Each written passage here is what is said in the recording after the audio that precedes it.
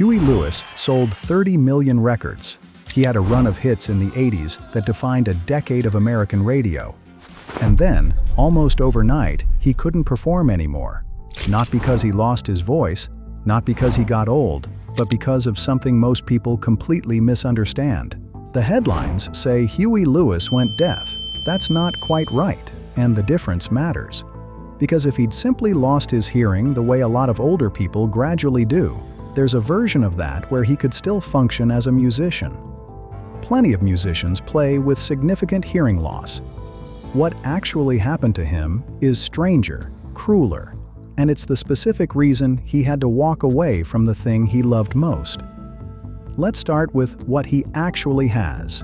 Huey Lewis has Ménière's disease. It's a disorder of the inner ear, and here's the first thing people get wrong. It's not primarily about volume. It's not that the world got quieter. Ménière's distorts sound. It messes with pitch, it adds roaring and ringing, and it can make the two ears disagree with each other about what note they're hearing. For a normal person, that's miserable. For a working musician, it's a career-ending catastrophe. And I want to explain exactly why. Because this is the part the interviews never get into. Think about what a musician's ear actually does. When you or I listen to a song, we're enjoying it. When a musician listens, their ear is a precision instrument. A singer finds their starting note by hearing the pitch and matching it. A guitar player tunes by listening for the tiny wobble between two notes that are almost, but not quite, the same. Every professional musician has spent decades training their ear to hear pitch accurately, because that's the entire job. Your ear is the tool. It's the ruler you measure everything with. Now imagine that ruler starts lying to you. That's Ménière's. Huey Lewis has described hearing music as noise, but more specifically, the disease can make a single clean note sound like a smeared, distorted, out-of-tune mess. The pitch he hears isn't the pitch that's actually being played. So when he tries to sing, he's matching his voice to a note that his own ears are reporting incorrectly. He could be dead in tune to the band and hear himself as horribly flat, or sing badly off-key while hearing himself as perfect. There's no way to perform through that. The feedback loop every singer relies on, hear the note, match the note, is broken at the source. This is why just wear hearing aids doesn't work, and it's worth understanding why. A hearing aid is an amplifier. It makes sound louder. If your problem is simply that sound is too quiet, an amplifier helps enormously.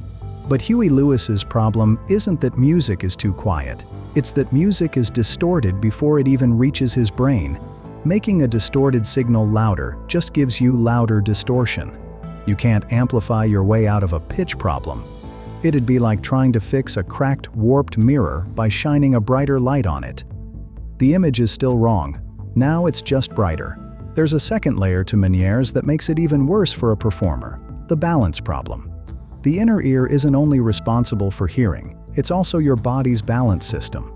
Ménière's causes vertigo attacks, sudden episodes where the room spins violently, often with no warning. Imagine being on stage in front of thousands of people and having the floor tilt out from under you. Even on the days his hearing might cooperate, the threat of a vertigo attack mid-show makes touring an enormous risk. So it's not one problem, it's two. The ears that tell him what note to sing have become unreliable, and the ears that keep him standing upright have too. Now here's a detail that makes his story especially poignant, and that most coverage skips. Huey Lewis has actually been living with Ménière's for decades. He was diagnosed back in the late 1980s, right in the middle of his biggest success. For years it was manageable. It would flare up and settle down, and he could work around it. What changed, and what forced him off the stage, was a sudden severe drop, reportedly overnight, that took him from managing it to can't perform. That's part of the tragedy of this disease. It's unpredictable. It doesn't decline on a smooth, gentle slope you can plan around. It can be fine for years and then take almost everything in a single bad episode. People sometimes ask why he doesn't just make records, even if he can't tour. Recording is more forgiving than live performance after all. And to his enormous credit, he tried. He and the band finished an album called Weather, while he was already deep into hearing loss, largely built from material they'd worked on before the worst of it hit.